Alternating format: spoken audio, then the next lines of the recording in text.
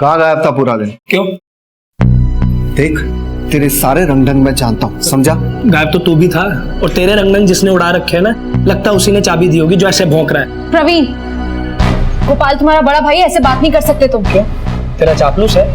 कौन सी खुशबू सुंघाती है? गोपाल, गोपाल, गोपाल, प्रवीण, गोपाल, प्रवीण, क्या कर रहे हो दोनों? माँ समझा इसे। अरे क्या तुम दोनों? जब देखो तब क्या ये रोज? समझाओ इसे।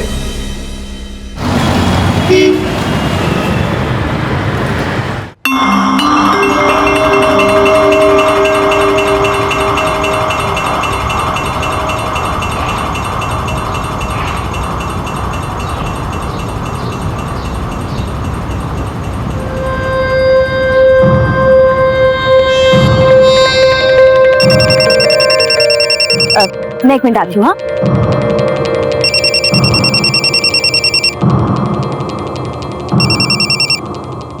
हेलो मैम, वीरा रावत बोल रही हैं? जी, आप कौन? मैडम, आपका कुरियर लेकर आया हूँ। कब से मैं बेल बजा रहा हूँ लेकिन कोई गेट नहीं खुल रहा है। ओ भैया, मुझे तो पहुंचने में आधा घंटा लग जाएगा।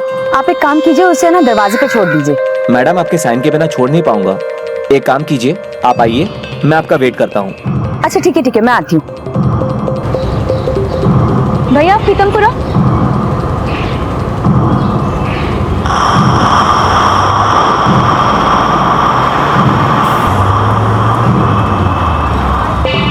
बस लो, ये लीजिए। ठीक है।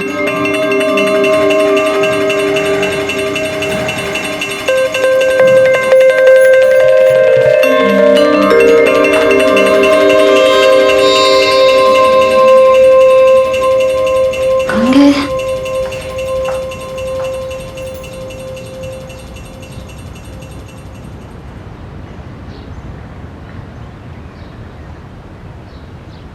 कहाँ चले गए?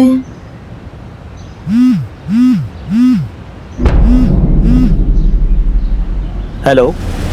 हाँ भैया, कहाँ पे हैं? मैं तो निकल गया मैडम, आपने आने में बहुत देर लगा दी। मैं सारा काम छोड़कर आपके लिए यहाँ पर आई और आप एक कॉल करे बिना ही मुझे चले गए। मैम सॉरी, मैं कल फिर आ जाऊंगा।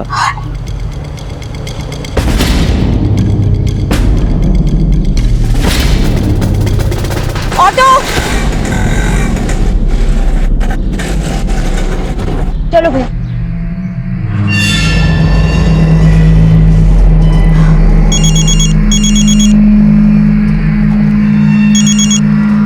हेलो। कहाँ है मैडम? मैं आ गया हूँ। भैया पागल हो गए हो क्या? आ गया चला गया क्या लगा रखा है आपने? सॉरी मैडम, वो अब बोलिए ना क्या करना है। आप एक काम करो, या तो कुरियर मेरे दरवाजे के बाहर रख के चले जाओ, या फिर कल मैं खुद आके आपके ऑफिस से कलेक्ट कर लूंगी, ठीक है? अरे मैडम, प्लीज नाराज मत होइए, मैंने सॉरी कहा ना। मैं काम करता हूँ, आपका कुरियर मैं दरवाजे पे ही छोड़ देता हूँ और कल आकर आपकी साइन ले जाऊंगा, ठीक है? थैंक यू सो मच भैया। बेवकूफ।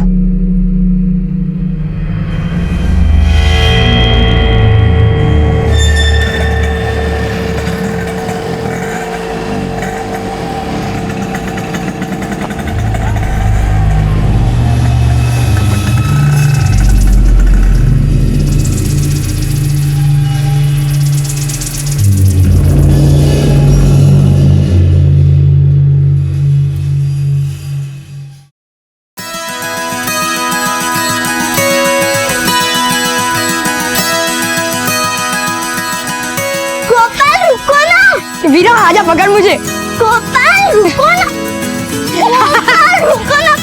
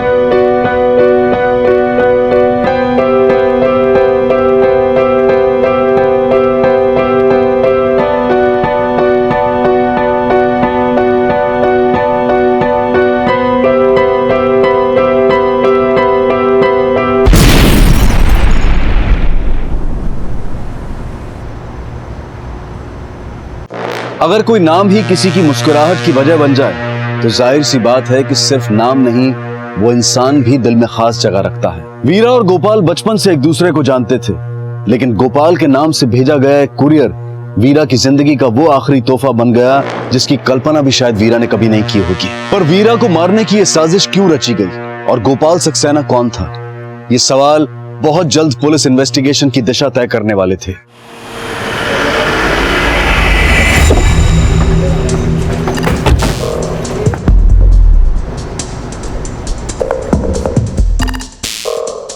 सर, लड़की का नाम वीरा है। ये पिछले 4 महीनों से यहाँ किराए पे रह रही थी। मकान मालिक? सर, हरिनगर में रहता है। मैंने उसे बुलवा लिया है। पड़ोसियों से पता करो इस घर में कौन आता जाता था और आज यहाँ कौन कौन आया था। सर, तुम उधर देखो।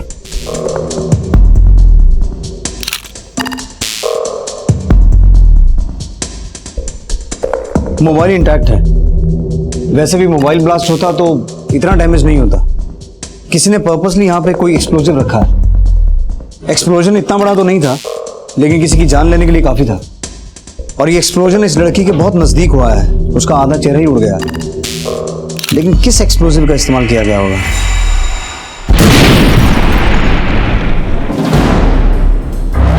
सर, शाम 4 बजे कुरियर बॉय यहाँ आया था। रजिस्टर में 12 अंकों का मोबाइल नंबर लिखा है पर कंपनी का नाम नहीं लिखा है और अपने नाम की जगह बेमेल अल्फाबेट्स लिख के गया।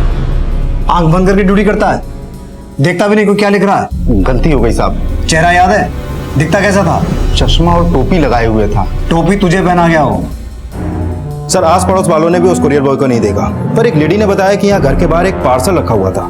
सर, बॉक्स के टुकड़ों पर एक्सप्लोजिव ट्रेसेस मिले। सर, ये इस घर के मालिक आकाश खुराना है। कुछ बता सकते हैं वीरा के बारे में? सर, वीरा बहुत अच्छी लड़की थी। 4 महीने में कभी किसी ने उसकी कोई शिकायत नहीं की। कहाँ की रहने वाली थी? करोल बाग के डॉक्यूमेंट दिए थे। इसका नेटिव एड्रेस दिल्ली का ही है, तो यहाँ किराए पे क्यों रहती थी? इस बारे में कभी पूछा नहीं। राकेश, इसकी फैमिली से कांटेक्ट करो। सर,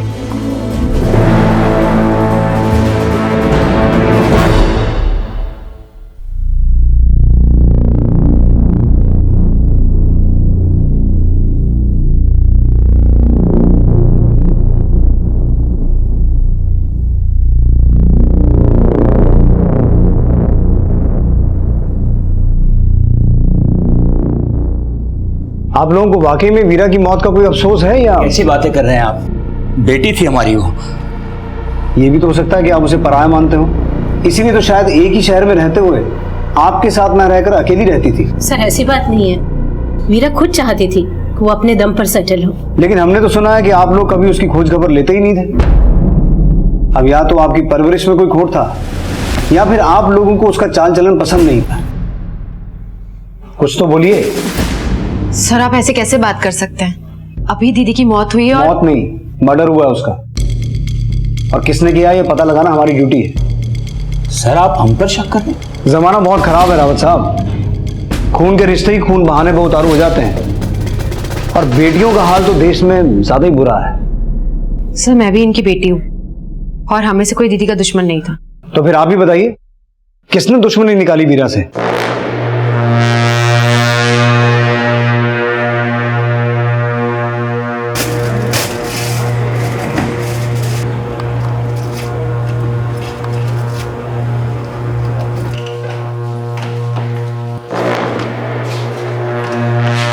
अपनों की मौत का सुनकर या तो अपनों का खून खौल जाता है या फिर जम जाता है, लेकिन इनकी रगों में कोई हलचल नहीं हुई।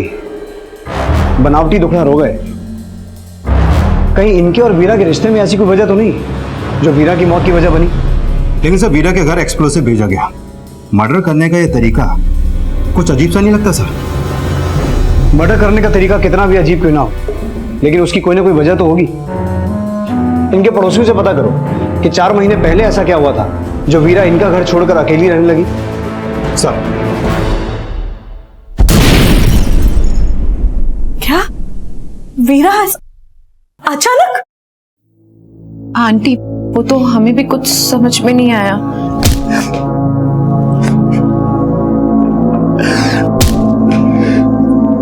अनीता जी, हमें गोपाल और सोनाली की शादी को थोड़ा पोस्टपोन करना पड़ेगा। ऐसे माहौल में। क्यों? इससे अच्छा मौका कब मिलेगा तुम लोगों को क्या शादी? हुआ?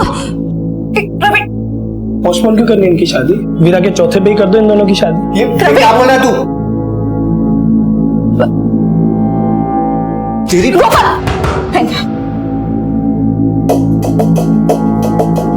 क्या वजह रही होगी वीरा की अपने पेरेंट्स से अलग होने की?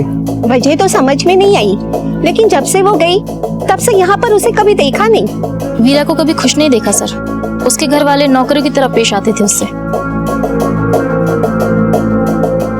सोनाली सोनाली सोनाली क्या कर रही है?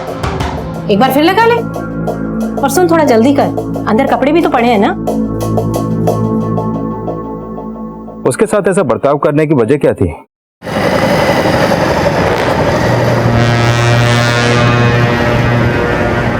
सर, 25 साल पहले संजय रावत ने वीरा को उसी अनाथ आश्रम से अडॉप्ट किया था जहां पर वीरा भी पढ़ा रही थी। वीरा के एडॉप्टेशन के 2 साल बाद संजय रावत और कविता को खुद की बेटी हुई सोनाली रावत। सब पड़ोसियों का कहना है कि रावत फैमिली वीरा के साथ नौकरों जैसा व्यवहार करती थी। वीरा को इतना पराया कर दिया था कि वो लोग वीरा से पहले सोनाली की शादी कर रहे थे।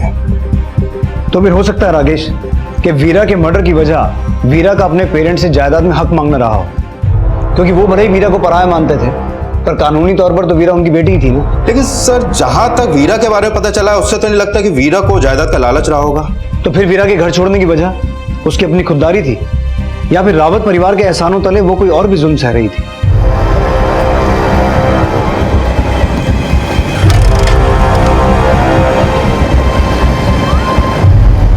सर माना कि हमने वीरा को गोद लिया था, पर सोनाली और वीरा में हमने कभी कोई फर्क नहीं किया। लेकिन आपके पड़ोसियों का नजरिया तो कुछ और ही बयान करता रावत साहब।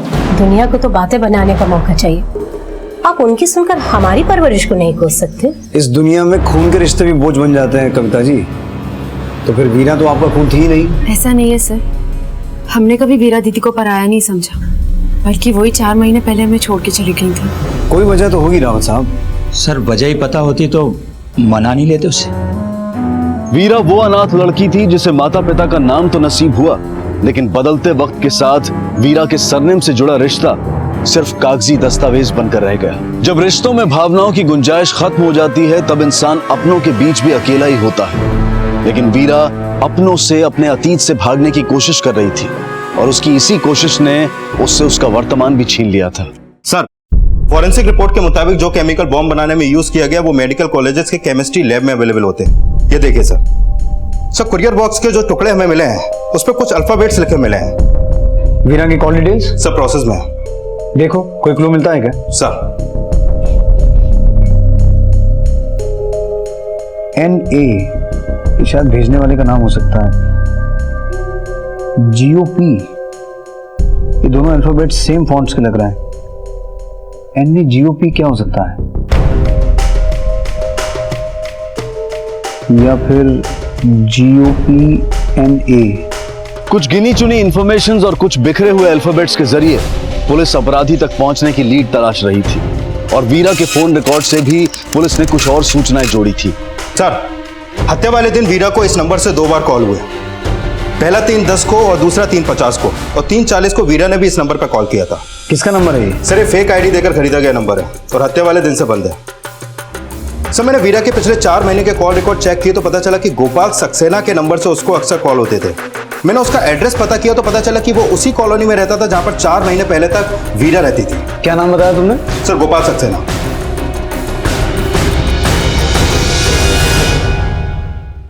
GOP NA,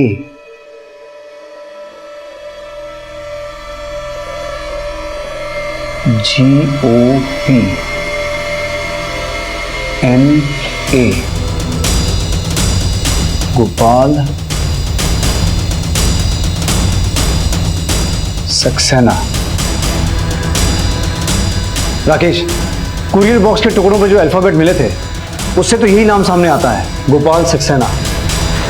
पता करते हैं कौन है, क्या करता है और ये बॉम्ब बनाने से इसका क्या कनेक्शन हो सकता है। गोपाल सक्सेना से जुड़े कुछ खुलासों ने गोपाल को इस केस का प्राइम सस्पेक्ट बना दिया। क्या कर रहा है भाई?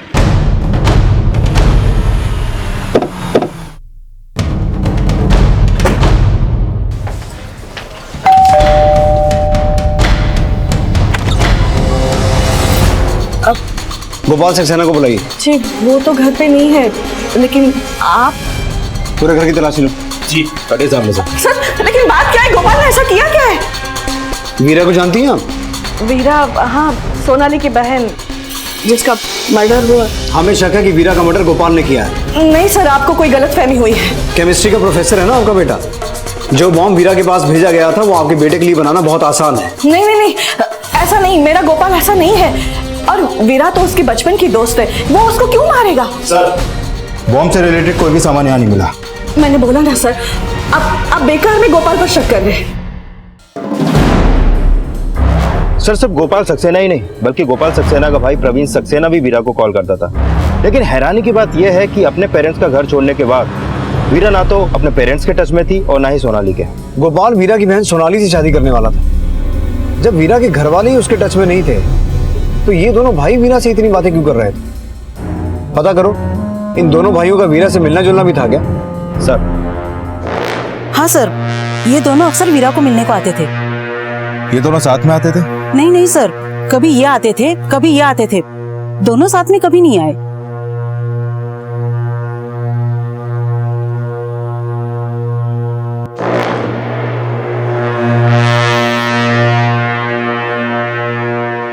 साहब, इन दोनों को यहाँ तो कई बार देखा पर इन दोनों को एक साथ कभी नहीं देखा साहब। अच्छा, उस दिन जो कुरियर लेके आया था इनमें से कौन था? याद नहीं साहब, अच्छे से देख नहीं पाया था। वीरा के अतीत से जो दो नाम सामने आए थे उनसे वीरा का करीबी रिश्ता था। गोपाल और प्रवीण वीरा को बचपन से जानते थे, लेकिन वीरा की अपने माता पिता और छोटी बहन सोनाली से कोई बातचीत नहीं थी। लेकिन वीरा, सोनाली, गोपाल और प्रवीण के रिश्तों में ऐसी कई वजहें थी जिनका खुलासा होना अभी बाकी था। और प्रवीण और गोपाल की मां इस बात से हैरान थी कि पुलिस उसके दोनों बेटों को वीरा मर्डर केस में सस्पेक्ट मान रही थी। हाँ सर, दोनों भाई बचपन से वीरा को जानते थे, वो दोनों वीरा से मिलते थे। उसका मतलब ये तो नहीं हुआ ना कि उन्होंने ही वीरा को मारा है? मारा नहीं तो दोनों अचानक गायब क्यों हो गए और दोनों ने फोन क्यों बंद कर रखा है? मैं खुद परेशान, मुझे नहीं पता। सर, अभी भी इंफॉर्मेशन आई है कि प्रवीण का फोन गुरुग्राम में बंद हुआ था और गोपाल के फोन की लास्ट लोकेशन धोला कुआं की थी। इन दोनों एरियाज में अपनी टीम्स भेजो और उन्हें कहो पूरा एरिया छान मारे। सर,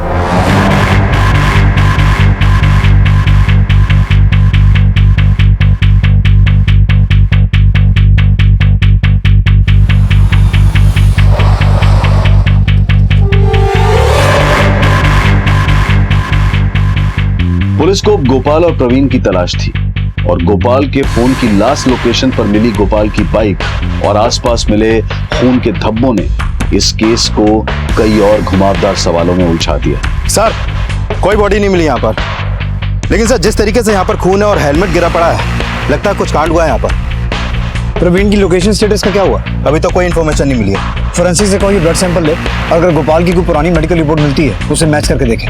सर, पुलिस गोपाल तक पहुंचने के सिरे तो नहीं जोड़ पाई, लेकिन जल्द ही प्रवीण की तलाश खत्म हो गई।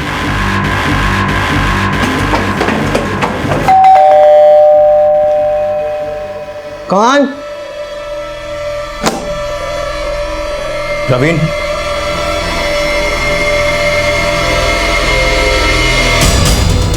उठाओ सर। लॉकअप में उतारते तेरी। चल चल।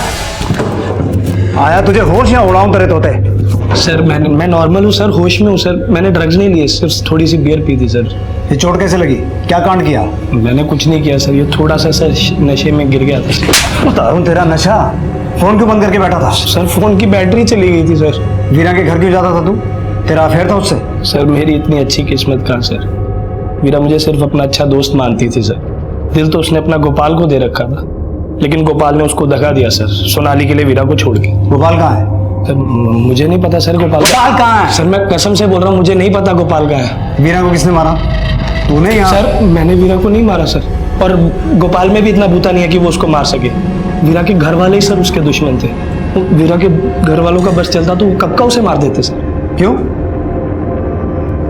उस प्रवीण की बात कर रहे हैं आप? उस पर तो मोहल्ले वाले भी यकीन नहीं करते, खुद उसकी मां यकीन नहीं करती सर, और आप उस पर भरोसा करके मुझ पे शक कर रहे हैं? सर एक नंबर का झूठा है, अय्याश है वो। पर रावत साहब, वो तो आपको अय्याश बता रहा है। नहीं बताया, नहीं बताएगा, नहीं बताएगा सर मुझे मत मारो सर, अगर मारना है तो उस कमीने उसके बाप को मारो जो उसे मोलेस्ट करता था सर। वीरा का बाप उसे मोलेस्ट करता था? जी सर। ये बात तुझे किसने बताई? वीरा ने? नहीं सर, मैंने अपनी आंखों से वो हकीकत देखी थी सर। वीरा, वीरा तू ठीक है ना? ठीक है ना? ठीक है ना?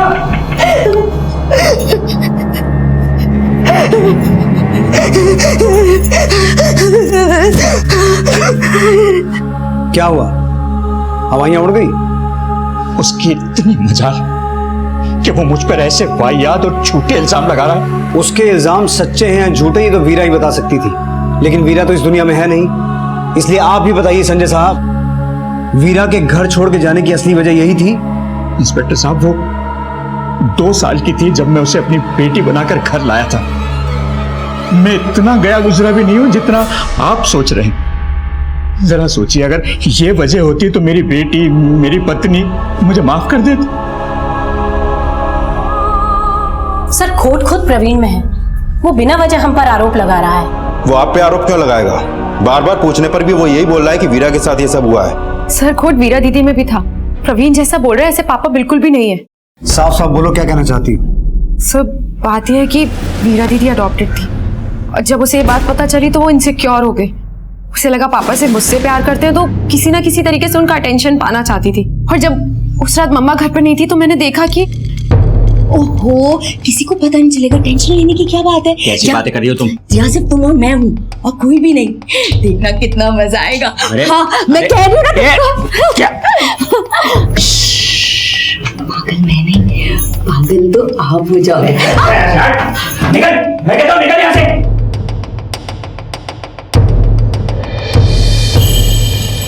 सर मुझे नहीं पता प्रवीण उस रात का क्या मतलब निकाल रहा है, पर इतना जरूर जानती हूँ कि वीरा ने उसे जरूर झूठी कहानियां बना के सुनाई हैं। प्रवीण भी कोई दूध का धुला नहीं है, वो भी हमसे अपना बदला ही ले रहा है। किस बात का बदला? सर प्रवीण मुझसे शादी करना चाहता था, पर मेरी गोपाल से सगाई हो चुकी है और मैं गोपाल से शादी करना चाहती हूँ। वो तरह तरह के तरीके ढूंढता था हमारी शादी तोड़वाने के। गोपाल और वीरा के बीच में रिश्ता कैसा था? ये गोपाल वीरा से? सर गोपाल वीरा का सिर्फ दोस्त है। गोपाल मुझसे प्यार करते हैं। लेकिन गोपाल तो वीरा से सगाई के बाद भी मिलता था। सर क्योंकि वीरा दीदी उसे बुलाती थी और गोपाल उन्हें सिर्फ दोस्त मानता है, उससे ज्यादा कुछ नहीं। मेरी और गोपाल की शादी होने वाली है। लेकिन गोपाल अपने घर पे भी नहीं है, उसका मोबाइल भी स्विच ऑफ है। गोपाल है कहाँ? मुझे भी नहीं पता, इस बात की तो फिक्र मुझे भी हो रही है कि प्रवीण ने उसे भी नुकसान ना पहुंचाया हो। क्या कर रहा है भाई? इनमें से कौन सच्चा है कौन झूठा है उसका तो कोई एविडेंस नहीं है, but I am sure Rakesh, Veera की हत्या का गोपाल से कोई ना कोई लेना देना है। सर मुझे लगता है इन सबके पीछे सर, गोपाल की बाइक के पास जो ब्लड ड्रॉप्स मिले थे वो गोपाल के पुराने मेडिकल रिपोर्ट मिल के ब्लड सैंपल से मैच करते हैं। अगर वो खून गोपाल का है तो गोपाल पर अटैक कौन करवा सकता है? गोपाल कहाँ है? गोपाल कहाँ है? मुझे क्या पता, जब मैं गया था तब यही तो था। और ये रावत जी पर क्या आरोप लगाए तूने? तू बोलेगा कुछ? चाहता क्या है तू? तू क्या समझता है तेरे ये सब करने से सोनाली तुझसे शादी कर लेगी? मैं तो चाहता हूँ कि वो गोपाल से भी शादी ना कर सके। एक नंबर की लोमड़ी है वो। प्रवीण तू माँ हमेशा मुझ पे क्यों गुस्सा करती हो? गोपाल मेरा भाई है, मैं जो भी करता हूँ उसकी भलाई के लिए करता हूँ। खैर मुझे नहीं पता कि आप ये बात कभी समझ पाएंगे या नहीं। ढूंढ के लाता हूँ आपके लाडले को।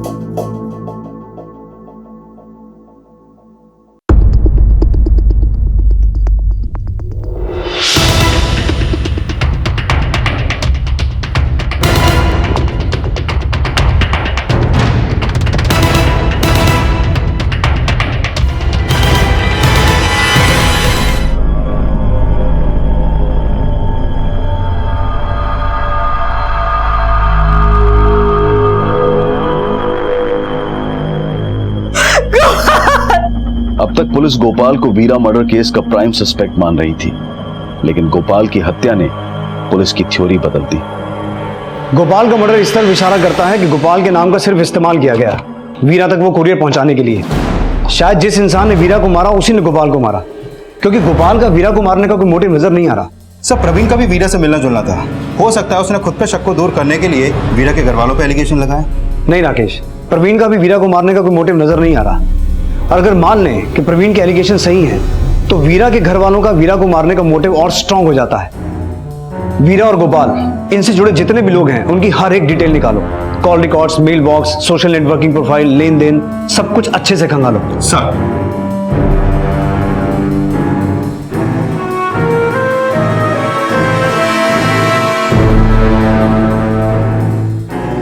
ये केस हर पड़ाव पर नई चुनौतियां सामने रख रहा था। सस्पेक्ट कई थे, लेकिन पुलिस ऐसे सबूत जुटाना चाहती थी जो अपराधी को बचाव का मौका ही न दे। लेकिन इन्वेस्टिगेशन के दौरान गोपाल से जुड़े एक और अपराध का जिक्र सामने आया। सर, पिछले 6 महीने तक गोपाल गुड़गांव के एक जेनेट इंस्टीट्यूट में केमिस्ट्री टीचर था। करीब 10 महीने पहले गुड़गांव में उसके ऊपर एक जानलेवा हमला हुआ।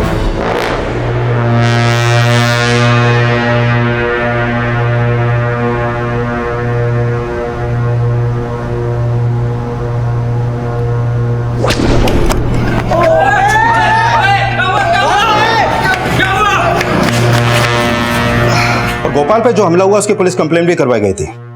ये रही उसकी एफआईआर कॉपी। लेकिन सर, ये केस अनसॉल्व रहा क्योंकि क्रिमिनल से जुड़ी कोई भी इंफॉर्मेशन ना तो गोपाल दे पाया और ना ही घटना के चश्मदीद। ये एफआईआर किसी हेरी सिंह ने करवाई थी सर। लेकिन गोपाल की फैमिली ने तो इस अटैक के बारे में हमें कुछ भी नहीं बताया। गोपाल ने ये एक्सीडेंट के बारे में मुझे कुछ नहीं पता। गोपाल 2 हफ्ते तक गुरुग्राम के एक हॉस्पिटल में एडमिट था, आपको ये भी नहीं पता? नहीं सर, इसके बारे में भी उसने मुझे कुछ नहीं पता। हैरी सिंह को जानती हैं आप? हाँ, गुरुग्राम में वो उसका रूममेट था। दोनों एक ही बैच के थे, एक ही जगह काम करते थे। गोपाल और हैरी दोनों बहुत अच्छे दोस्त थे, लेकिन गोपाल के दिल्ली जाने के बाद एक रोड एक्सीडेंट में हैरी की टांग कट गई। इस एक्सीडेंट के बाद वो अपने होम टाउन शिफ्ट हो गए। कहाँ का रहने वाला है हैरी? अलवर। एड्रेस तो होगा आपके पास? जी, 1 मिनट।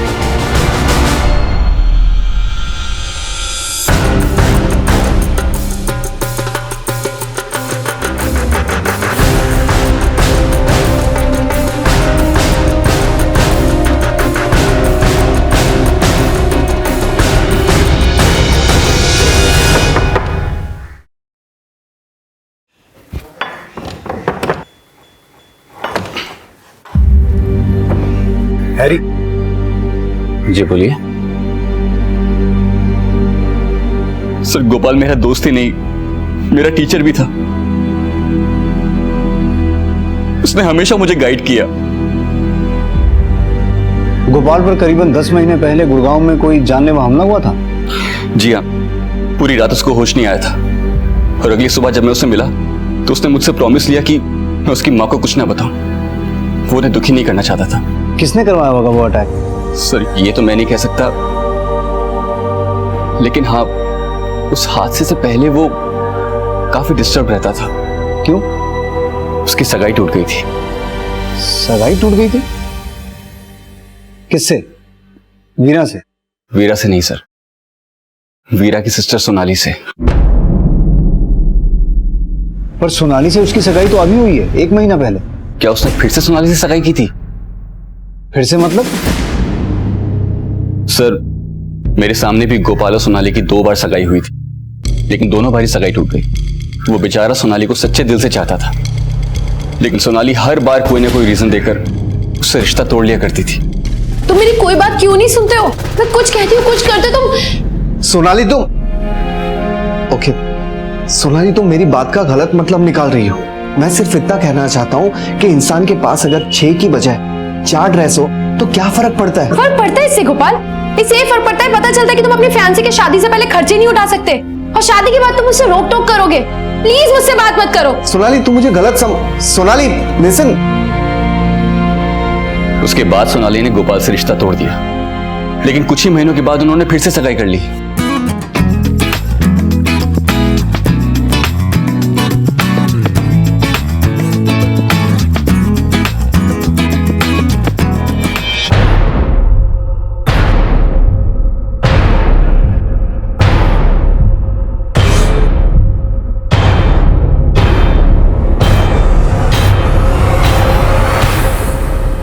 सोनाली, I'm sorry, मैंने जानबूझ के। What do you mean मैं जानबूझ के गोपाल? अभी अपनी फियांसे का वेट नहीं उठा सकते तुम।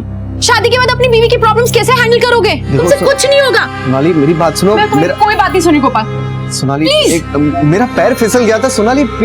सर इतनी छोटी सी बात पर सोनाली ने फिर से गोपाल से रिश्ता तोड़ दिया, और मैं तो हैरान हूं जानकर कि गोपाल ने तीसरी बार सोनाली से सगाई क्यों की।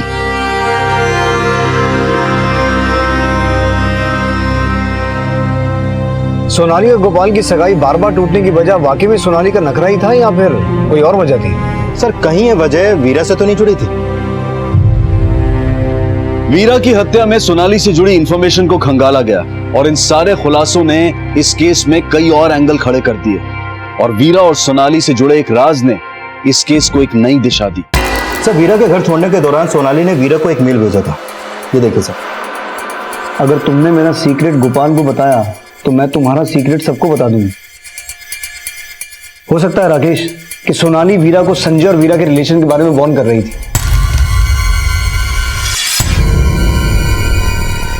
पर सोनाली का ऐसा कौन सा सीक्रेट था जो वीरा जानती थी? कहीं ये सीक्रेट ही तो वीरा की मौत का कारण नहीं बना? सर सोनाली के कॉल रिकॉर्ड चेक किए तो एक नंबर सामने आया जिसकी सोनाली से अक्सर बात होती थी, और गोपाल के मर्डर के बाद से तो इन दोनों के बीच काफी बातें हो रही हैं। किसका नंबर है? सर मैंने कुछ नहीं किया सर। मैंने किसी को नहीं मारा सर। रोहित बेटा तूने गोपाल को 10 महीने पहले भी जान से मारने की कोशिश की थी, जब गोपाल और सोनाली की पहली बार सगाई हुई थी।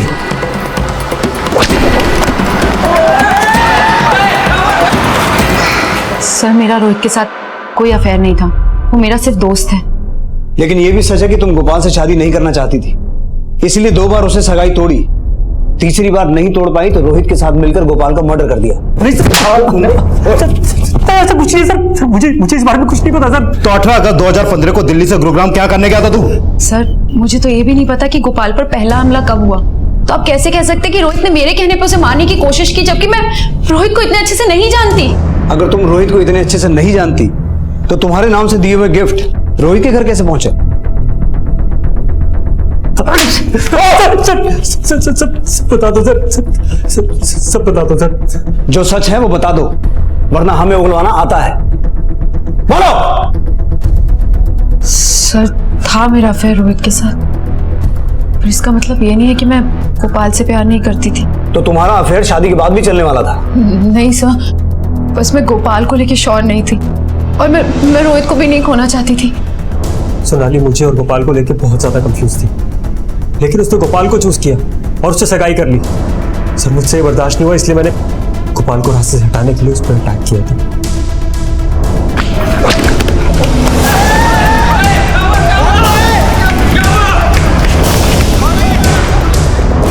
सोनाली ने 2 बार गोपाल से सगाई तोड़ने के बाद भी तीसरी बार भी उसे ही चूज किया, इसलिए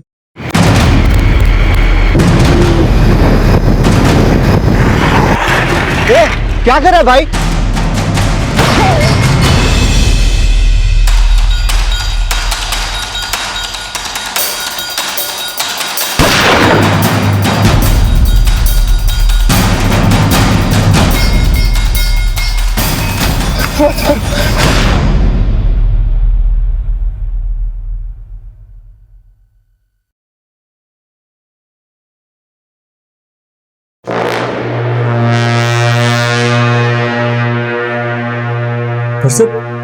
सोनाली ने कभी मुझे गोपाल का मर्डर करने के लिए नहीं कहा।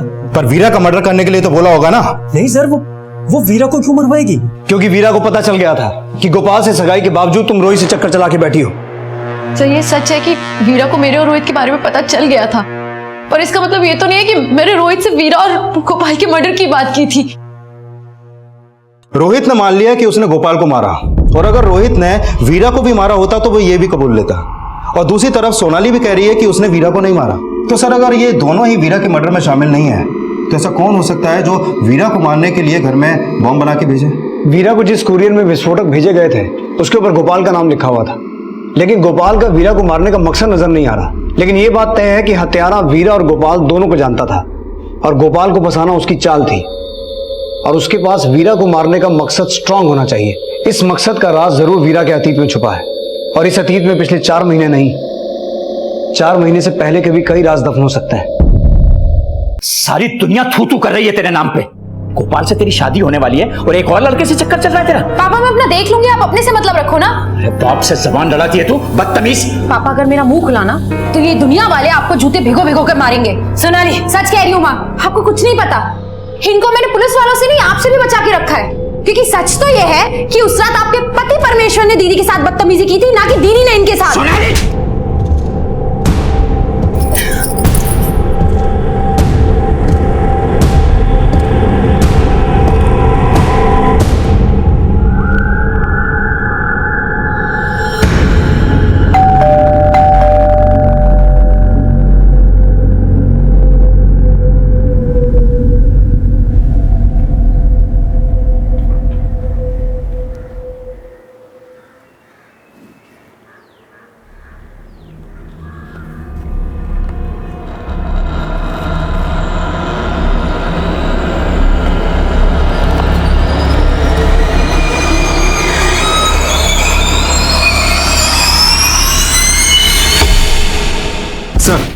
वीरा का एक पुराना नंबर था जिस पे हैरी सिंह अक्सर कॉल करता था, और 4 महीने पहले तक वीरा का एक पुराना ईमेल आईडी भी था। उसका मेल बॉक्स हैरी सिंह के मेल से भरा हुआ है।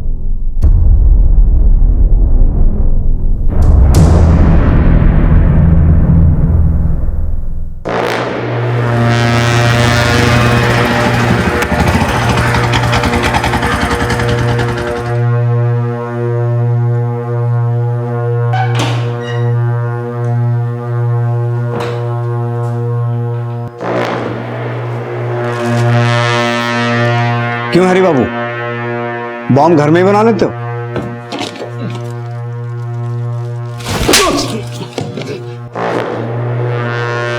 मैं कुछ दिनों के लिए गोपाल के घर गया था, वहीं मेरी मुलाकात वीरा से हुई।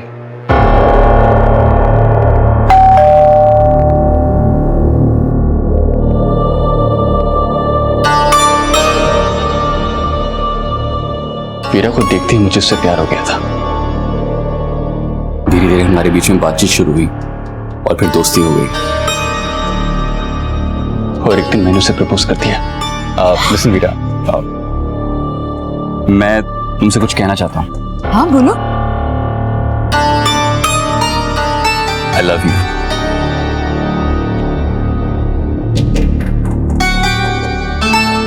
आई एम सॉरी हैरी, पर मैं किसी और से प्यार करती हूँ। किससे? गोपाल से। लेकिन सर गोपाल उससे प्यार नहीं करता था। वीरा, मैं तुम्हारे फीलिंग्स की कदर करता हूँ, लेकिन तुम जानती हो मैं सोनाली से शादी कर रहा हूँ। देखो वीरा, अगर तुम मुझे अच्छा दोस्त मानती हो तो प्लीज हैरी को हाँ कह दो, ये तुम्हें हमेशा खुश रखेगा।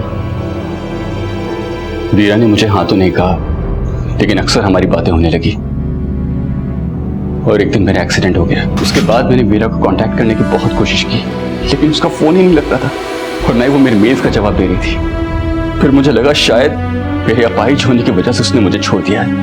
मैं बहुत टूट गया था सर, मैंने सबसे कांटेक्ट खत्म कर दिया। और फिर मैंने डिसाइड किया कि अगर उसे मेरे इमोशंस की ही कदर नहीं है तो उसे सजा मिलेगी।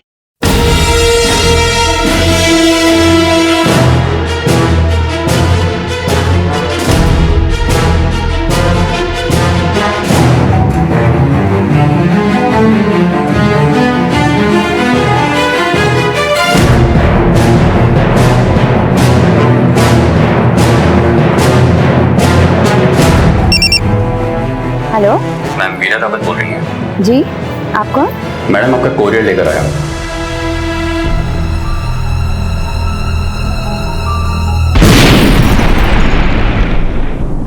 और संजय रावत, उसे क्यों मारा?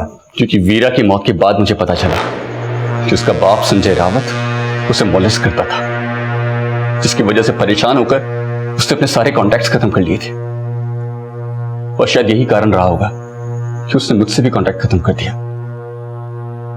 अब मैं अपनी गलती तो नहीं सुधार सकता था, तो वीरा की आत्मा को शांति देने के लिए मैंने उसके बाप को ही मार दिया।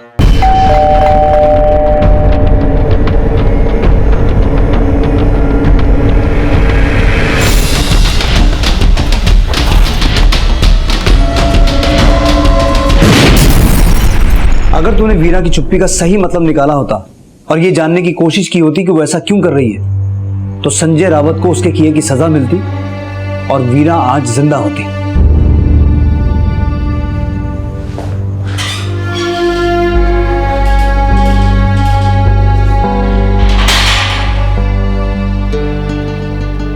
कई बार झूठ हम पर इतना हावी हो जाता है कि सच की अहमियत ही खत्म हो जाती है।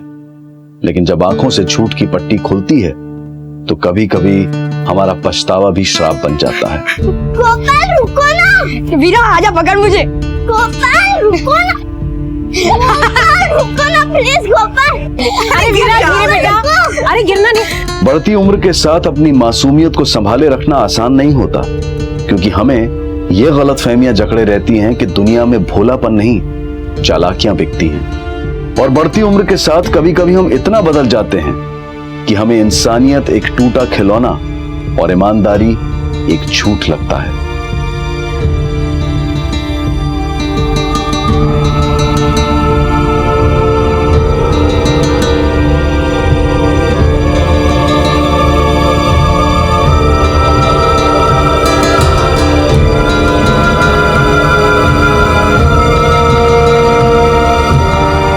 वीरा ने जो मासूम सपने देखे थे उन पर ग्रहण लगाने वाला खुद वो बाप था जिसकी उंगलियों को वीरा ने अपने भविष्य की डोर समझकर थामा था। वीरा को हर रिश्ता मिला लेकिन उसकी उम्मीदों को उड़ान नहीं मिली।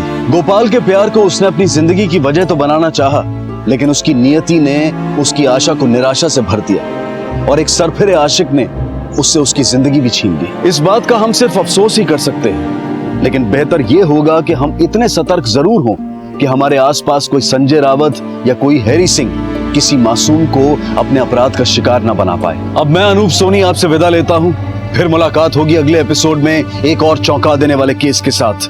तब तक अपना और अपने परिवार का ख्याल रखें और देखते रहें क्राइम पेट्रोल डायल 100। सबक एक को, सीख हम सबको। जय हिंद। नवीन लग्न झालंय का? 4 महिने पूर्ण झाले। खूप छान. काय नाव आहे? हमारे में इनका नाम नहीं लेते। अगं बाई नको सांगू, खूप लाजतेस हा? पहले तो मेरे परिवार वाले मान नहीं रहे थे, पर इन्होंने मना लिया। अभी मैं इन्हीं के ही घर जा रही हूँ पहली बार। बरं आहे। किसी भी जुर्म की कहानी की शुरुआत जुर्म होने के साथ या उसके बाद होती है। उन वजहों को जानने की कोशिश करें जो आम आदमी को अपने मन में जागे हुए जुर्म के ख्याल को अमली जामा पहनाने की ताकत देती हैं, उसे मुजरिम बना देती हैं। हाँ ठीक है, मैं भी चलूंगा आपके साथ। हाँ चलो आप। नंदू काका, नंदू काका, नंदू काका। अरे काय झालं वरडायला? उमेश भाऊ, निलेश भाऊ। क्या हुआ उनको? तुम्ही लवकर चला दादा। चल चलो जल्दी चलो। बाबा चल जल्दी।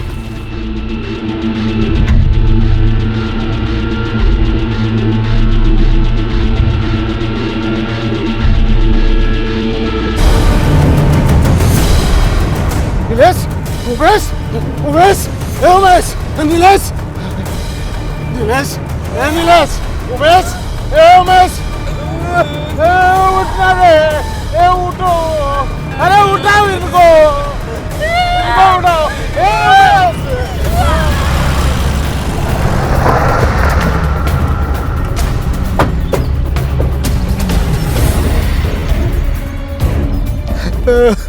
ये दोनों बेटे तुम्हारे? हाँ साहब, दोनों बेटे मेरे, और दोनों ही एक साथ। अरे देवा। क्या इनका? साहब वो बड़ा है ना, उसका नाम उमेश है और ये छोटा नीलेश। क्या करते थे दोनों? ये उमेश नासिक में नौकरी करता था और ये नीलेश यहाँ गांव में मेरे साथ खेती। अब कुछ दिनों में मैं मेरी खेती का बंटवारा करने वाला था, उन दोनों को दे देने वाला था, पण बघा काय झालं। किसी से कोई दुश्मनी? किसी की दुश्मनी नहीं थी हमारे साथ, ना मेरी ना मेरे बच्चों की। मोबाइल तो होंगे ना दोनों के पास? हाँ साहब। नंबर याद है? नहीं साहब, घर पर लिख कर रखा है।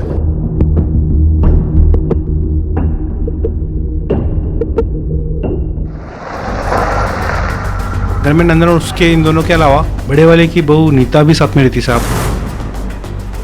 बाप बेटों की उनके साथ बनती नहीं थी, आपस में लड़ते रहते थे। इसीलिए तो पिछले 1 साल से उमेश नासिक में पड़ा हुआ था। नंदन की घरवाली भी उन्हीं के साथ रहती है। सबको भाई, वो नंदन की भी।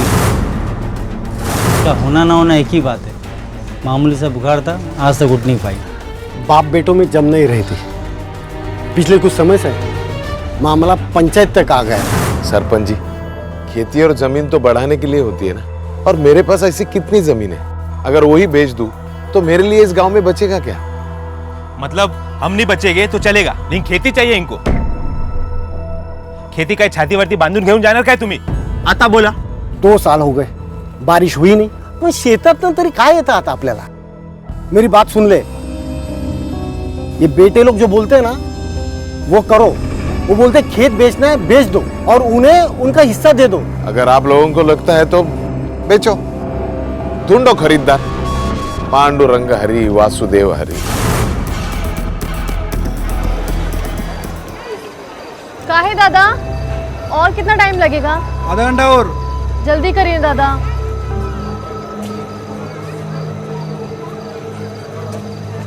बहुत जल्दी है तुझे जाने की? हाँ, अरे बस।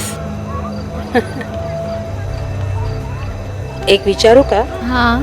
तेरी लगन को 4 महीना हुआ है और अभी तू पहली बार सासरे जा रही है, असं कसं? मेरे घर वालों की तरह भी इनके घर वाले हमारी लगन को तैयार नहीं थे।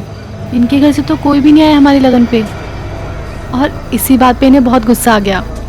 बोले कि अब तो मैं तुम्हें जब भी उस घर में ले जाऊंगा जब तक कि सारे लोग आके तुमसे माफी ना मांग ले। तो कोई आया फिर माफी मांगने? नहीं, पर मैंने भी सोचा कि घर के लोगों के रिश्तों के साथ ऐसे गांठ बांध के रहना क्यों।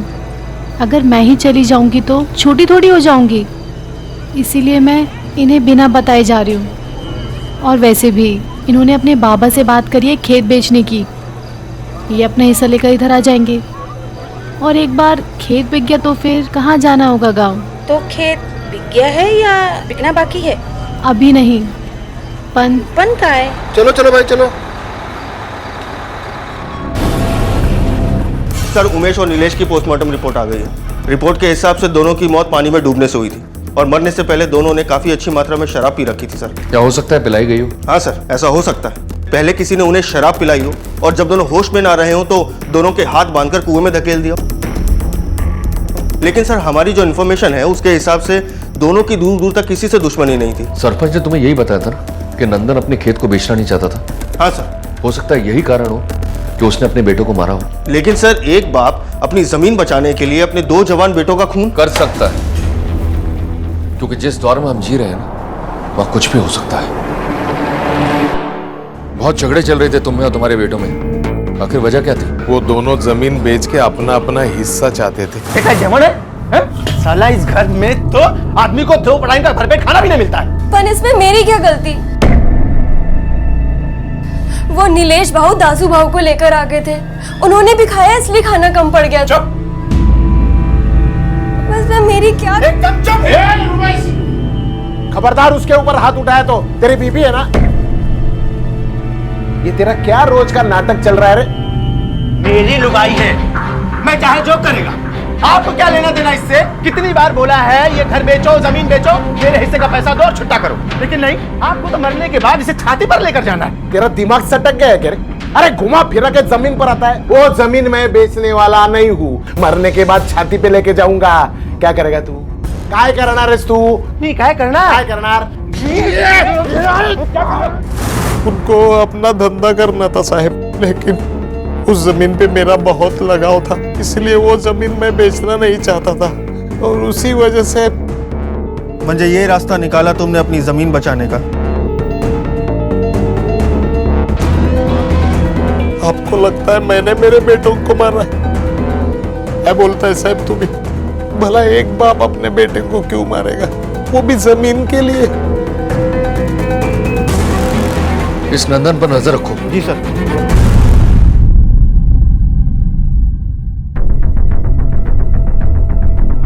ये कौन है? सक्कू भाई, नंदन की बीवी। ऐसे ही पड़ी है 7 सालों से बिस्तर पर। इसका ख्याल कौन रखता है? खुद नंदन सर।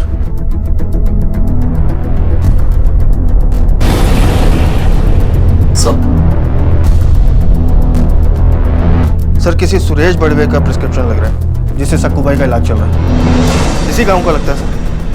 चल तो सकती नहीं है, तो इलाज कैसे चल रहा है? डॉक्टर बड़वे खुद आके इसका इलाज करते हैं, हफ्ते में 2 दिन।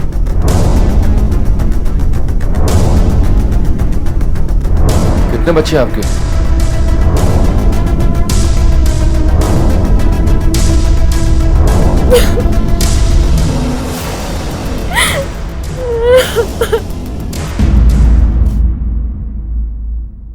अब उसको बच्चा क्यों नहीं हो रहा ये मेरे को कैसे पता होगा साहब, लेकिन हाँ वो बेचारी बहुत कोशिश करती थी कि उसकी गोद भरे, इसलिए वो उमेश को रोज टोचन देती थी।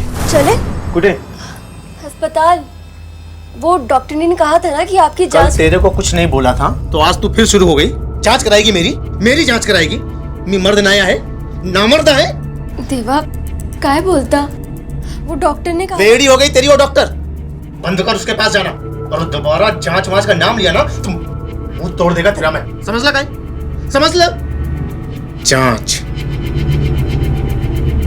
इसी कारण उमेश नासिक चला गया नौकरी के लिए। आई करना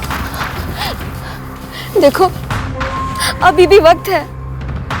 मैं तुम्हारे साथ हूँ, हम दोनों मिलके यहीं पे कुछ कर लेंगे। तू ही इन सारी मुसीबत की जड़ है। तुझसे दूर गए बिना मेरा कुछ नहीं हो सकता, इसलिए जा रहा हूँ। और जिसको जो जो करना है वो करो, बस मला जाऊ दे।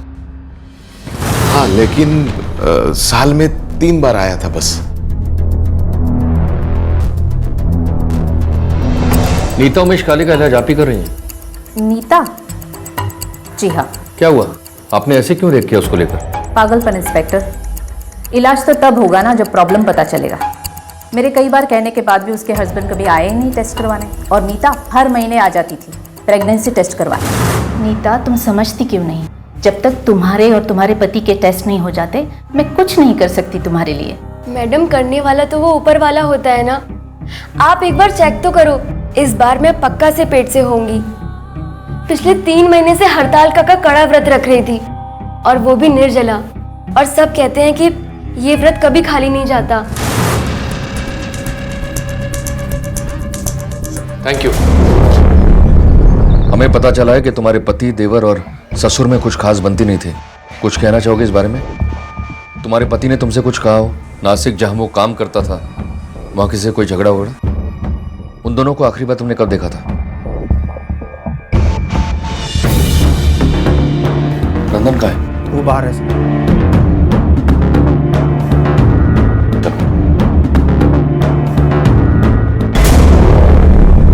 उमेश साल में सिर्फ 2 या 3 बार गांव आया था, जबकि नीता हर महीने अपना प्रेगनेंसी टेस्ट कराने जाती थी। कहीं ऐसा तो नहीं कि बच्चे के खातिर उसने किसी से रिश्ता बनाया हो और ये बात उमेश और नीलेश को पता चल गई हो, और इसलिए उसने अपने आशिक के साथ मिलकर उनका खून करवा दिया। सर अगर नीता ने घर से बाहर पाँव निकाला होता तो इस बात की गांव में हवा जरूर होती। बहुत छोटा सा गांव है सर, ऐसी बातें गांव में कहाँ चुपती हैं। ऐसा भी हो सकता है कि बाहर से कोई अंदर आया। एक काम करो कुलकर्णी, नीता के घर में पिछले 1 साल में कौन रेगुलर आता जाता था उसके बारे में पता करो। Yes sir. आपसे बात करनी थी डॉक्टर साहब। आप इतने घबराए और बौखलाए हुए क्यों हैं? नहीं, ऐसी कोई बात नहीं है। मैं भला क्यों घबराने लगा? बताइए, मैं क्या कर सकता हूँ आपके लिए? बैठिए आप। Thank you. हमें पता चला है कि नंदन काले परिवार के साथ आपके काफी पुराना और गहरा रिश्ता है। पिछले 7 सालों में आप हफ्ते में कम से कम 2 बार उस घर में जाते हैं। जी हाँ, ये बात सही है। दरअसल नंदन की वाइफ सकूबाई का ट्रीटमेंट मेरे अंडर हो रहा है और वो चल फिर नहीं सकती, इसी वजह से मुझे खुद जाना पड़ता है उसे देखने के लिए। आप उस फैमिली के बारे में काफी कुछ जानते हैं, तब तो आप ये भी जानते होंगे कि उमेश की बीवी नीता को बच्चा चाहिए था जो उसे हो नहीं रहा था। जी हाँ, जानता हूँ मैं ये बात। हमें शक है कि नीता के पति के अलावा कोई और भी है जो उसकी चाहत पूरी करने के लिए उसकी मदद कर रहा है। तो आप बताइए डॉक्टर साहब, जवाब दीजिए। आपका उस घर में बड़ा रेगुलर आना जाना था, कहीं वो आप ही तो नहीं? ये आप क्या कह रहे हैं इंस्पेक्टर साहब? देखिए, मेरी आपसे रिक्वेस्ट है कि आप मुझे इस मामले से दूर रखिए। मैं एक डॉक्टर हूँ और ये एक छोटा सा गांव है, और अगर ये बात यहाँ फैल गई तो आप ये सोच भी नहीं सकते कि मेरी प्रैक्टिस पर इसका क्या असर पड़ेगा। डॉक्टर साहब, ये मामला कोई छोटा मामला नहीं है, दोहरे कत्ल का मामला है। देखिए इंस्पेक्टर साहब, मेरा ना तो उस नीता से कोई रिश्ता है, ना मैंने उन दोनों भाइयों को मारा है, बल्कि परसों रात एक कॉम्प्लिकेटेड केस आ जाने की वजह से मैं अपने घर भी नहीं जा पाया हूँ। आपको मेरी बात पे यकीन नहीं है तो आप मेरे स्टाफ से पूछताछ करके देख लीजिए। वो तो हम करेंगे ही, आपको बताने की जरूरत नहीं है। चलो। सर आपको क्या लगता है ये डॉक्टर सच बोल रहा है? पता नहीं, लेकिन कुछ तो है जो छुपा रहा है, उस पर नजर रखो। सर हेलो, हाँ माने बोला। अच्छा ठीक। सर नासिक पुलिस का कहना है कि उमेश ने एक कंप्लेंट फाइल की थी। उसका कहना है कि उसके ऊपर किसी ने जानलेवा हमला किया था। हेलो, पुलिस आई थी, अभी गए हैं वो लोग। आने वाले 10 दिन तक कुछ भी नहीं, फोन भी मत करना मुझे, कोई कांटेक्ट नहीं।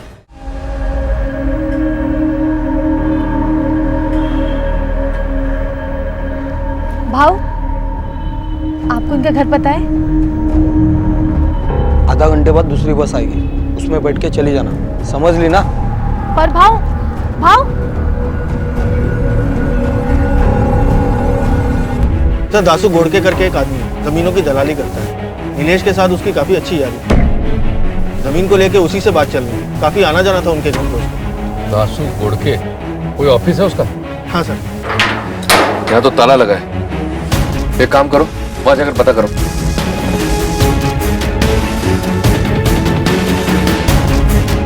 ऑफिस वाले कह रहे हैं कि ये दुकान परसों से बंद है। फोन नंबर और घर का पता ले लिया है। गुड, चलो चलो। उमेश और नितेश जमीन बेचना चाहते थे और नंदन उसे बचाना। और अगर ऐसा नहीं था और इस जुर्म की वजह नीता थी, तब भी दासू से उसकी करीबी उसके काम आ सकती थी। लेकिन एक सच ये भी था कि जहां नंदन और नीता पुलिस के सामने मौजूद थे, वहां सिर्फ दासू ही था जो फरार था। दासू, तू गांव छोड़कर क्यों भागा? भागा? मी कुठे पळालो साहेब, मैं तो अपनी ससुराल गया था। वहां मेरी बीवी है, उसे बच्चा होने वाला था। कल सुबह फोन आया कि उसके पेट में दर्द हो रहा है, तो मैं तुरंत दुकान बंद करके बस पकड़ के निकल गया साहब। वहां जाने के बाद वहां के पुलिस ने कहा कि आप मुझे ढूंढ रहे हैं, तो मैं तुरंत यहाँ भाग के आया। कल रात को ही मुझे लड़की हुई साहब, आप चाहे तो पता कर सकते हैं। ठीक है, पर एक बात बता, नीता के साथ तेरा क्या चक्कर चल रहा है? उसके घर में तेरा बहुत आना जाना है, वो भी उसके पति के गैरहाजिरी में। ये आप क्या बोल रहे हैं साहब? मैं तो बकरी की तरह मैं क्या कर रहा है? हाँ? उमेश की पत्नी नीता हर महीने डॉक्टर के पास जाती है, ये पता करने के लिए कि वो मां बनने वाली है या नहीं। घर से वो बाहर निकलती नहीं, और तेरा उस घर में बहुत आना जाना है, और कुछ ज्यादा ही है। क्या समझे हम लोग इसका मतलब? है नीता के साथ चक्कर है ना तेरा? हाँ, घर आता जाता है तू उसके, और ये चक्कर उमेश को पता चल गया, इसलिए तूने उसको मार दिया, साथ में अपने दोस्त नीलेश को भी। क्या किया तूने उसके साथ? अकेले मारा या नीता भी साथ में थी तेरे? मैंने मारो नीलेश और उमेश को। मेरा रिश्ता था नीता के साथ। ये आप क्या बोल रहे हैं साहब? खाली एक दिन हुआ है साहब मुझे बच्ची होके। उसकी कसम खा के बोलता हूँ साहब, ये सब झूठ है। नीता मेरी बहन की तरह थी साहब। हर भाई बीच के दिन वो मुझे राखी बांधती थी। कोई अपने बहन के साथ रिश्ता बनाता है क्या साहब? और अपने बहन के आदमी को कोई मारता है क्या साहब? मुझे तो यहाँ के पता चला कि उमेश और नीलेश नहीं रहे।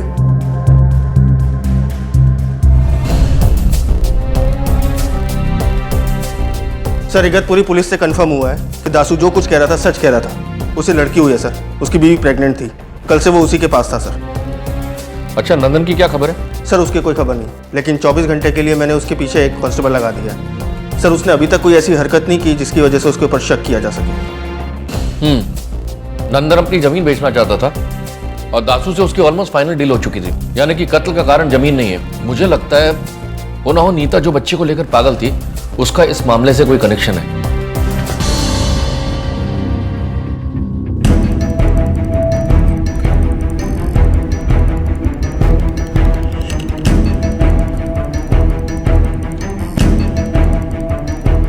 उमेश पर नासिक में हमला हुआ, हो सकता है कि उसके कत्ल के तार नासिक में जुड़े हों। लेकिन सर उमेश के साथ नीलेश का भी कत्ल हुआ, जो कि कभी नासिक गया ही नहीं। हाँ, ये एक बहुत इंपॉर्टेंट पॉइंट है। एक काम करो, नासिक पुलिस को कांटेक्ट करो और पूरे मामले की जानकारी लो। हो सकता है कि दोनों मामले एक दूसरे से जुड़े हों। सर उमेश की फोटो लेकर एक औरत उसे गांव में ढूंढ रही है। कौन हो तुम? क्या चाहिए? देखिए, मैं अपने पति को ढूंढ रही हूँ। किसी ने बताया कि वो इसी घर में रहते हैं। ये देखिए, ये फोटो, ये मेरे पति हैं। आप इन्हें बुला दोगी?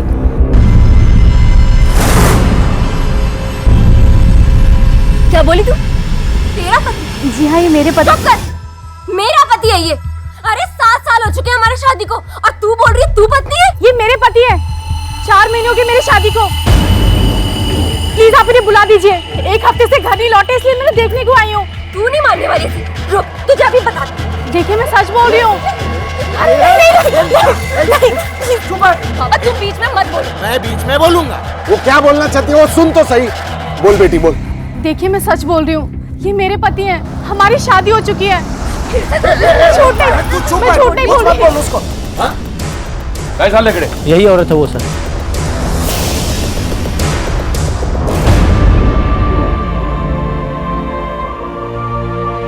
मार डाला किसने और क्यों?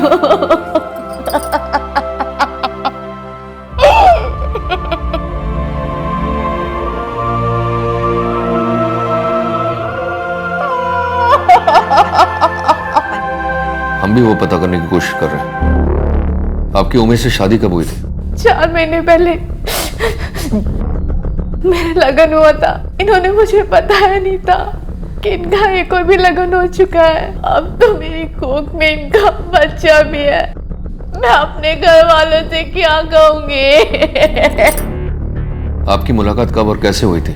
मेरे आई बाबा लंच हाउस चलाते हैं नासिक में। वहीं पे 1 साल पहले मेरी उमेश से मुलाकात हुई थी।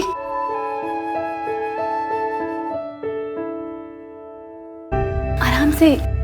क्या हुआ? तबीयत तो ठीक है ना तेरी? हाँ मेरी तबीयत ठीक है। तो फिर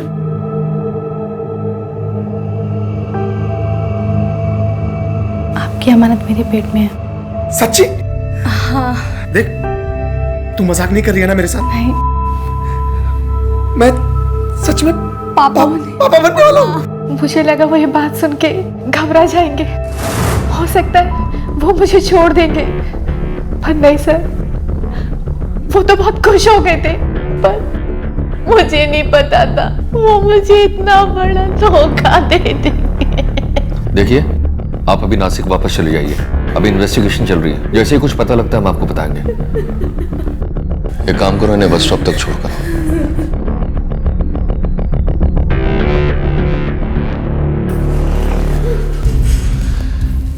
कुलकर्णी सर, इस सारिका के पीछे कांस्टेबल लगा दो। हो सकता है कि पूरे कांड के पीछे इसका हाथ हो। Okay sir.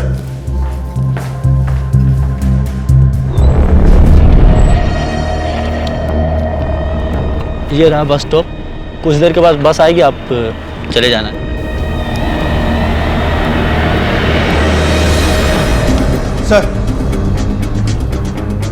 सर कंफर्म हो गया कि डॉक्टर बड़वे का इन हत्याओं से कोई लेना देना नहीं है, लेकिन वो जो दवाइयाँ अपने मरीजों को देता है वो सबकी सब नकली है।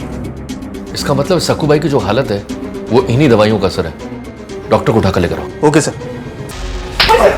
बोल। Sir please, sir please. नहीं बोलेगा? Please sir, please sir. 1 minute. Sir please sir. अब तू बोलेगा या फिर बुलवाऊं? मैं बताता हूँ सर, मैं आपको सब कुछ बताता हूँ। देखिए, ये बात सच है कि मैं दवाइयों में मिलावट करता था, क्योंकि उससे एक अच्छा खासा मुनाफा हो जाता है। इसकी और कोई वजह नहीं थी। सक्कूबाई को लेकर मेरी किसी तरह की कोई प्लानिंग नहीं चल रही थी। उसके दोनों लड़कों के कत्ल में मेरा कोई हाथ नहीं सर। आप मेरी बात का यकीन कीजिए, बिलीव मी सर। अब तू सड़ यहाँ और चला अपना क्लिनिक यहाँ से ही। Sir please please please please sir, माफ कर दीजिए सर। सर सर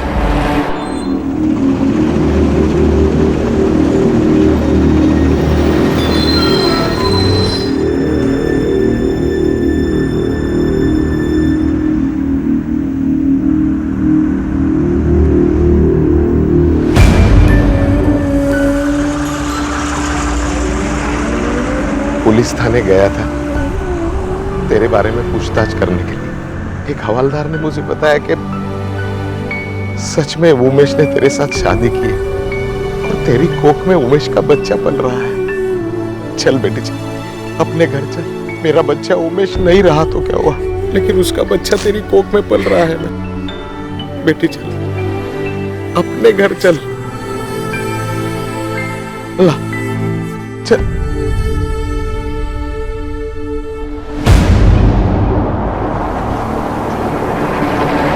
आप इसे यहाँ पर ले आए। मैं बता रही हूँ आपको, अगर ये यहाँ से नहीं गई ना तो मैं इसको... ये मास्टर घर है, मैं तय करूंगा यहाँ पे कौन रहेगा और कौन नहीं रहेगा, समझे? जा अंदर, आ जा।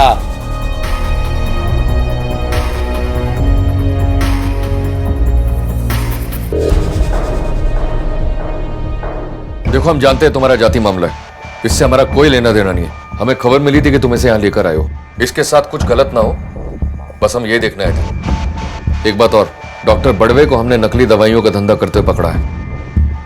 आपकी पत्नी की जो हालत है ना, वो उसी की नकली दवाइयों का असर है। काय सांगताय साहब? डॉक्टर बड़वे? हाँ, और ये मोबाइल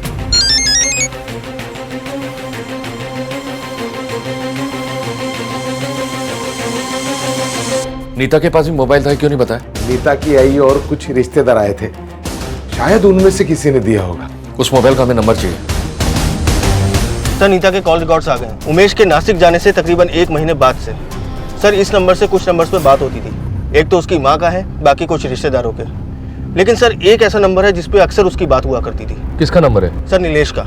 लेकिन उसका नंबर और कॉल डिटेल्स तो हमने चेक किए थे ना। जी सर, लेकिन ये उसका दूसरा नंबर है सर, जिसपे वो सिर्फ नीता से बात किया करता था, जिसके बारे में किसी को नहीं पता। कमाल है, देवर और भाभी एक घर में रहने के बावजूद फोन पर बात किया करते थे, क्यों? सर मुझे लगता है नीलेश ही वो इंसान है जिसे हम ढूंढ रहे थे। नीता के साथ जिसका संबंध था, शायद वो नीलेश ही हो। और एक ही घर में एक ही छत के नीचे रहने के बावजूद नंदन को उनके रिश्ते के बारे में पता ना हो, ऐसा हो नहीं सकता। दोनों को उठाकर लेकर आओ। Okay sir.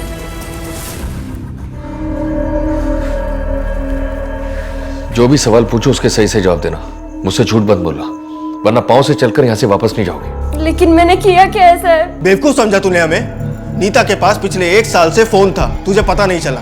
और तो और नीता और नीलेश का रिश्ता भाभी देवर से बदल के पति पत्नी का हो गया, तुझे भी पता नहीं चला। नहीं साहब, आपकी जरूर कुछ गलतफहमी हो गई, उनके पीछे ऐसा कुछ नहीं था साहब। कॉल रिकॉर्ड है मेरे पास तुम्हारे और नीलेश के बीच की बातचीत का, और जब उमेश को तुम्हारे और नीलेश के संबंध के बारे में पता लगा तो तुमने उसको मार डाला। उमेश को क्यों मारूंगी साहब?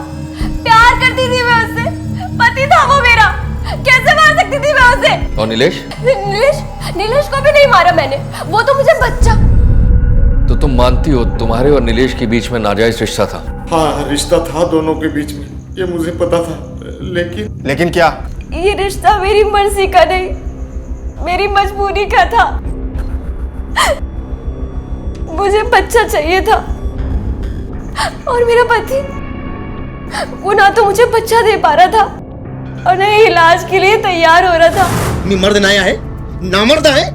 देवा काय बोलता? वो डॉक्टर ने कहा। बेड़ी हो गई तेरी वो डॉक्टर, बंद कर उसके पास जाना, और दोबारा जांच वांच का नाम लिया ना तुम मुंह तोड़ देगा तेरा मैं। उल्टा मुझे छोड़कर नासिक चला गया। क्या करती मैं? अपनी पूरी जिंदगी कैसे काटती मैं? इसलिए मजबूरी में आकर मुझे नीलेश के साथ ये सब। चुप रहना पड़ा साहब। गांव में किसी से बात करता, अगर गांव में किसी को पता चलता तो गांव में मेरी इज्जत और खानदान का नाम चला जाता साहब, इसलिए। लेकिन मैंने किसी का खून नहीं किया साहब, मेरा विश्वास कीजिए। जिस दिन ये सब हुआ उस दिन मैं घर पर ही थी। आप चाहे तो बाबा से पूछ लो, मैंने नहीं किया किसी का खून। नीता बोलेगी साहब आपको, उस दिन मैं घर पर ही था, कहाँ बाहर नहीं गया साहब। तुम्ही मला सांगा साहेब, मी माझ्या पोरांना का मारीन? खरंच मी नाही मारलं साहेब। साहेब सुनो ना साहेब, साहेब। अब क्या करें सर, इन दोनों की बताई बातें आपस में मैच करती, कोई अंतर नहीं। कहानी मैच होने का मतलब ये नहीं कुलकर्णी कि कहानी सच्ची हो। नंदन, सारिका, नीता में से कोई तो है जो झूठ बोल रहा है। आमतौर पर झूठ इंसान को चकरा देता है, लेकिन यहाँ नीता और नंदन द्वारा बोले गए सच ने पुलिस को उलझन में डाल दिया था और संभावनाओं की लंबी लिस्ट को और लंबा कर दिया था। नीता की अपने पति उमेश के साथ साथ अपने देवर नितेश के साथ भी अपनी मर्जी से रिश्ता रखने की संभावना बनती थी। कहीं ऐसा तो नहीं था कि नितेश ने इस बात को लेकर नीता को ब्लैकमेल करना चाहा हो और इसी वजह से नीता ने नितेश का कत्ल कर दिया हो? और अगर ऐसा था तो फिर उमेश क्यों मारा गया? या फिर उमेश को नीता और अपने भाई के बीच के अवैध संबंध के बारे में पता चल गया था, उसने पहले नितेश का कत्ल किया और फिर खुद आत्महत्या कर ली, लेकिन तब उसने नीता को क्यों छोड़ दिया? आखिर क्या था इन दोहरी हत्याओं का सच और कौन था असली कातिल? ए लड़की, तू मेरे पति के कमरे में क्या कर रही है? वो मैं बस आज मैं तुझे जिंदा नहीं छोड़ूंगी। छोड़ दो मुझे, आज मैं इसकी जान ले लूंगी। अरे क्या कर रही है तू? पीड़ित है इसका तू? अरे उसके पेट में उमेश का बच्चा पल रहा है, उसे भी मारेगी तू?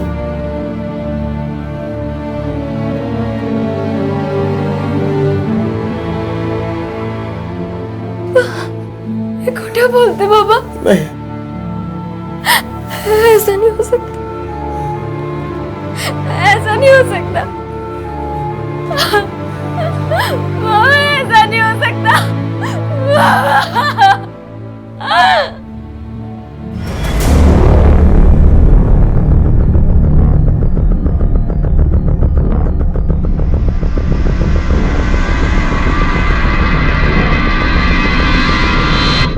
मैडम, ये नीता आपसे क्या कह रही थी? वो कह रही थी उसके पति ने किसी दूसरी औरत के साथ शादी कर ली है और वो औरत प्रेग्नेंट है। तो फिर वो इतने सालों से प्रेग्नेंट क्यों नहीं हुई? मैंने इससे कहा, इससे मतलब एक ही निकलता है कि कमी उसके पति में नहीं बल्कि उसमें है। इनफैक्ट मैंने उससे कहा भी था कि एटलीस्ट वो टेस्ट करवा ले, लेकिन वो तो जिद पर अड़ी थी कि जो भी टेस्ट करवाई अपने पति के साथ ही करवाई।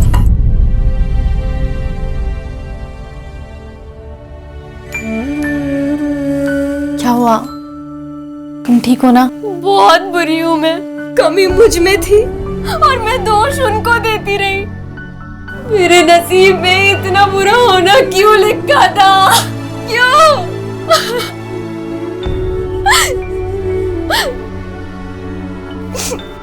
इनका बच्चा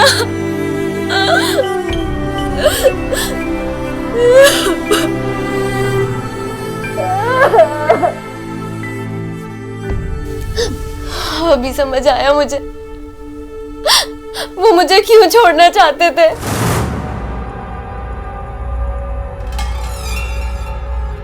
काय झाला? पूरे 4 महीने बाद लौटे आप, क्या हुआ? तुझा माझाशी काही संबंध नाही है, मुझे तोड़नी है ये शादी, अलग होना है, समझ लो?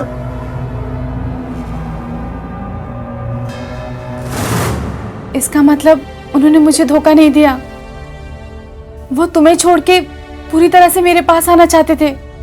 मुझे माफ कर देना। अगर मुझे पता होता कि तुम्हारा लगन उनके साथ हुआ है तो मैं उनसे कभी लगन नहीं करती। इस पूरे गांव में सारिका को उससे 2 ही लोग जानते थे और उन्हीं 2 के पास वजह थी इस मारने की। अरे हे काय करता है साहब? हाँ, वो मेरी बहू थी, उसके कोख में उमेश का बच्चा पल रहा था और आप मेरे ही घर पे धाड़ मार रहे हो। अंदर चेक करो। अरे साहब ऐका ना, साहब ऐका ना।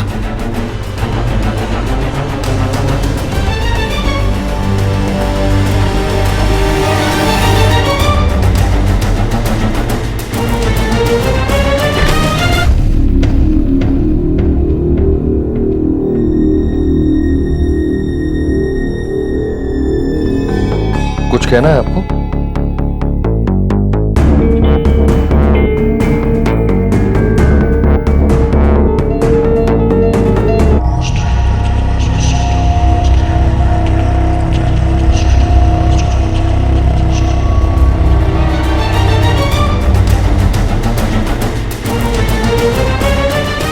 उसकी कोख में बच्चा था, वो भी तुम्हारे पति का। ये बात तुमसे बर्दाश्त नहीं हुई, इसलिए तुमने उसे मार दिया। नहीं साहब, नहीं, झूठ नहीं बोलूंगी साहब। शुरू में बहुत जलन हुई मुझे, मेरा मन भी किया कि मैं उसे मार दूं, लेकिन जब मुझे पता चला कि कमी मुझ में ही थी तो सारी नाराजगी दूर हो गई उससे। बस एक बाप किया था मैंने साहब। कैसा बाप? माजी भाई को सकू भाई, उसके चलते हुए ये सब। पिछले 7 साल से बिस्तर पे पड़े थी, 7 साल से। शुरू से बताओ, कब और कैसे हुआ? साहब, उस दिन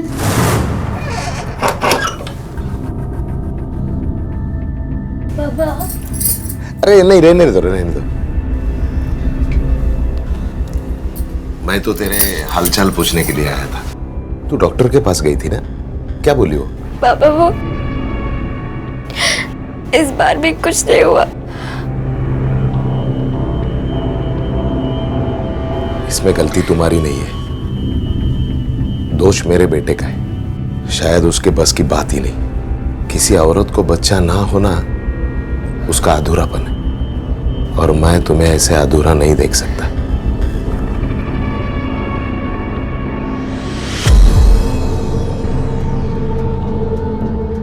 अब मैं तुम्हें दिखाता हूं।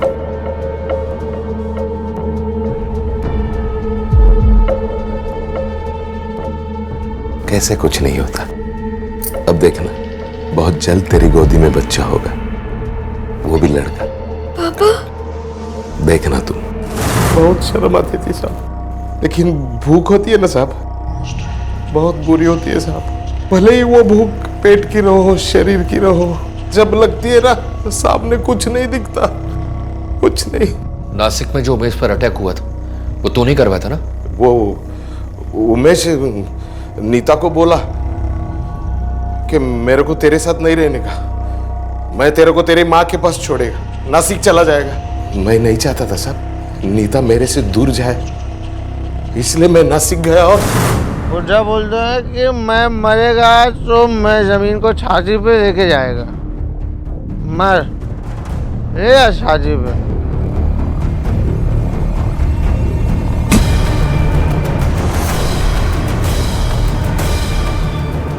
लेकिन वो बच गया, और वो दूसरी बार नहीं बच पाया, क्योंकि दूसरी बार तूने उमेश के साथ साथ नीलेश को भी मार डाला, और अपने बेटे को मारने का पाप वो किस मजबूरी में किया? नीता को बच्चा देने की उम्मीद लगाए मैंने उससे रिश्ता जोड़ा था। फिर कुछ महीने गए, कुछ भी नहीं हुआ। फिर उसने नीलेश के पास देखना शुरू कर दिया। नीता का और मेरा जो रिश्ता था ना, वही रिश्ता उसका और नीलेश का हो गया। ये चीज मैं बर्दाश्त नहीं कर सका। फिर मैं नीलेश का कुछ इलाज कर सकता हूँ क्या, ये सोचने लगा। लेकिन उतने में उमेश ने जमीन बेचने की जिद पकड़ ली सर। मेरे दोनों बेटे ने मेरा सुख छीन लिया, इसलिए मैंने उनकी जिंदगी छीन ली सर। नीलेश, उमेश, आराम से होने दो। एकदम आपका हिस्सा आपको दिया, आपका हिस्सा आपको दिया। पर मेरे को जमीन बेचने मांग रहा बस। अरे वो जमीन की बात छोड़, ये हिस्सा मेरा है, वो मैं पीऊंगा। अरे नीलेश, अरे दूध पीतो क्या तू? दारू पीतो ना दारू? संपो, खत्म कर। बग तुम में आता। चल।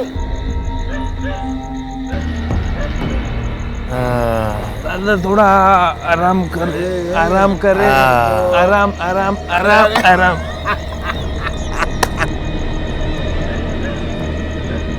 बाप हुआ मैं तुम्हारा, बाप।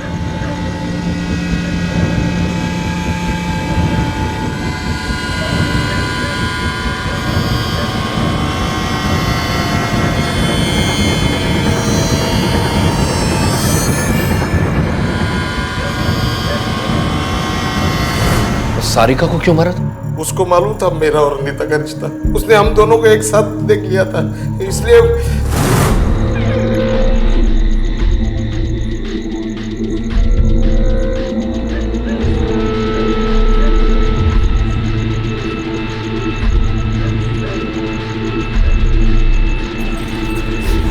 अब तू सारे सुख इधर ही भोग। अपनी चाहत का चुनाव और उसे पूरा करने का तरीका हमारी जिंदगी बना भी सकता है और बिगाड़ भी सकता है। नीता की चाहत गलत नहीं थी, वो सिर्फ मां बनना चाहती थी, जो कि हर औरत का सपना होता है। और दूसरी तरफ नंदन की चाहतें और जरूरतें भी नाजायज नहीं थी। दोनों की हालत और हालात मुश्किल थे, लेकिन चुनाव का रास्ता दोनों के सामने खुला था। तय उन्हें ही करना था कि हालात से लड़कर सही रास्ते पर चलकर अपनी चाहतों को पूरा करें, या फिर हालात के सामने हथियार डालकर गलत से समझौता कर लें। पर अफसोस कि दोनों ने दूसरा रास्ता चुना। नंदन ने नीता का फायदा उठाना चाहा और नीता ने भी अपनी चाहत को अपनी मजबूरी बनाकर उसे अपना इस्तेमाल करने की खामोश इजाजत दे दी।